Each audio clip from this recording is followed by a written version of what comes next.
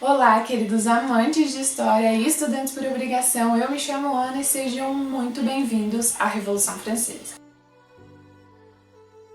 Em meados de 1789, a França vivia sob o comando da monarquia absolutista de Luís XVI e Maria Antonieta. A família real residia no Palácio de Versalhes juntamente com sua corte e levava uma vida extremamente cheia de extravagâncias luxuosas, enquanto isso o povo passava fome. A França vivia uma das piores escassez de grãos de toda a história do país, além de uma crise econômica muito grave por conta da derrota francesa na Guerra de 7 Anos contra a Inglaterra. E apesar de tudo isso que eu acabei de falar para vocês, o rei Luís XVI achou que fosse uma boa ideia se ele mandasse auxílio para os Estados Unidos, que estava passando por a sua independência, pela guerra lá das 13 colônias. E o povo ficou revoltado e com razão, porque se ele não conseguia resolver nenhum problema dentro do país dele, como é que ele ia ajudar outro país a resolver os seus próprios problemas? Então, essa foi uma das contradições da época. Outra coisa também que estava muito forte na época era o iluminismo, e pessoas como Maximilien Robespierre, Jean-Paul Marat e Danton estavam disseminando ideais comunistas, ideais iluministas pela França, e outras pessoas também, outros filósofos, outros historiadores, grandes nomes estavam espalhando ideais iluministas por toda a Europa.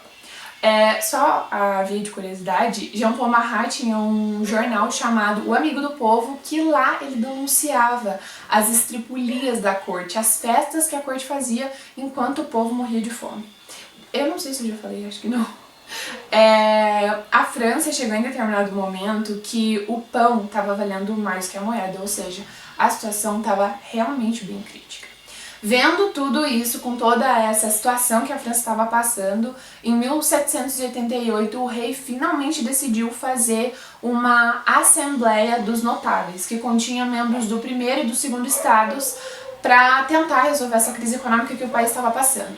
O ministro das Finanças da França, na época, propôs que o primeiro e o segundo estados começassem a pagar impostos, porque eles não pagavam, era só o terceiro estado que pagava impostos e o terceiro estado estava morrendo de fome. Então o primeiro e o segundo estado não quiseram isso, não acataram isso, falou: se a gente veio aqui para isso, então a gente não concorda, a gente vai embora e problema é de vocês, se resolvam aí.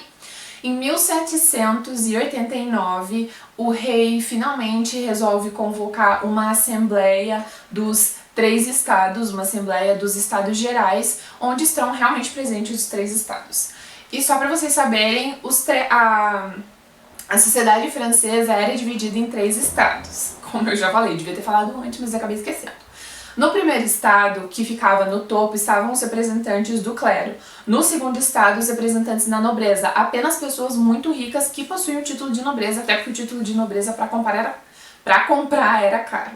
No terceiro estado estavam a burguesia, os camponeses, os trabalhadores, sans-culottes, mendigos, pessoas que passavam fome e eram as únicas pessoas que pagavam os impostos. Voltando ali para a Assembleia dos Estados Gerais que o rei convocou, o rei, assim, não era dos mais espertos, mas ele tinha gente que ficava soprando no ouvido dele. Então essas pessoas, quando ele decidiu que ele iria convocar esses 3 estados, ele falou: vai ter muito mais representantes do terceiro estado, porque o terceiro estado era basicamente 90% da população francesa. E os outros estados eram muito pequenos. Então essas pessoas sopraram pro rei falando assim: a gente vai ter que fazer alguma coisa para que quando houver uma votação, o primeiro e o segundo estados possam ganhar. Então o rei resolveu que o voto não seria por cabeça, por pessoas presentes na sala, mas sim por estado. Então, assim, o primeiro e o segundo estado poderiam somar seus votos e ganhar do terceiro estado, que foi exatamente o que aconteceu quando o rei propôs a aumentar os impostos que o terceiro estado estava pagando. É claro que o terceiro estado ficou super revoltado, mas por causa da votação, o primeiro e o segundo, as pessoas de mais dinheiro, acabaram ganhando. Depois disso, em um outro dia, quando o terceiro estado estava chegando ali para o lugar onde eles costumavam fazer suas reuniões, as suas assembleias, eles encontraram as portas daquele lugar fechadas. Então eles falaram, beleza, é assim que o rei vai julgar, então a gente vai julgar com ele também. Eles saíram daquele lugar, foram para outro lugar e se autoproclamaram a verdadeira Assembleia Nacional Francesa. Saindo dali, eles decidiram convocar uma reunião com o rei para tentar fazer com que o rei fizesse uma constituição, porque lembra, no estado absolutista, o rei governa conforme a vontade dele, porque ele diz que a vontade dele se baseia na vontade de Deus, e essas besteiras aí que o povo usava para alienar, que os reis usavam para alienar essa população, né? Além de tirar livros, essas coisas mais relevantes assim do povo para eles saberem que aquilo era uma besteira. Enfim, voltando, né?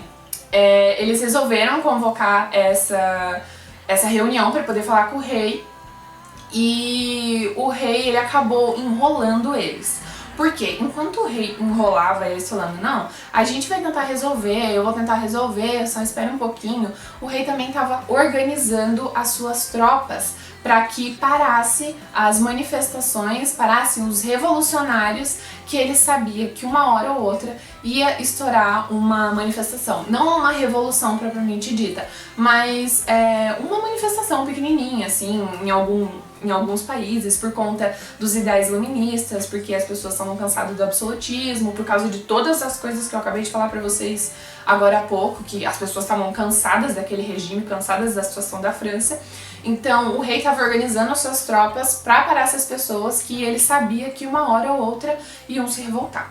Só que assim, essas pessoas, os revolucionários, eles ficaram sabendo, eles falaram, beleza, então olha o que a gente vai fazer. Foram lá, invadiram um lugar, pegaram as armas que pertenciam à coroa, ou seja, ao rei, e a única coisa que faltava para eles era a pólvora. E onde tinha pólvora? Na Bastilha.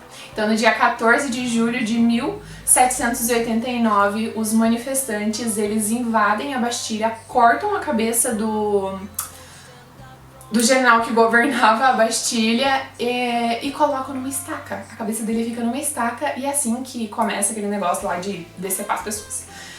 Só que eles foram lá na Bastilha e eles destruíram aquele lugar, aquele símbolo do antigo regime, do regime absolutista, onde muitas pessoas da população eram torturados sem motivo ou torturados porque o rei queria. E eles destruíram aquele lugar, o símbolo do regime feudal, do absolutismo cruel. E no dia 14 de julho de 1789, finalmente começa a Revolução. Muito obrigada por terem assistido até aqui. Acompanhem os próximos vídeos, porque a gente vai continuar a falar de Revolução Francesa. Não é um assunto chato, gente, eu prometo pra vocês que é um assunto mais legalzinho assim. Novamente, obrigada por ter assistido até aqui, e isso é tudo que eu tenho pra te contar.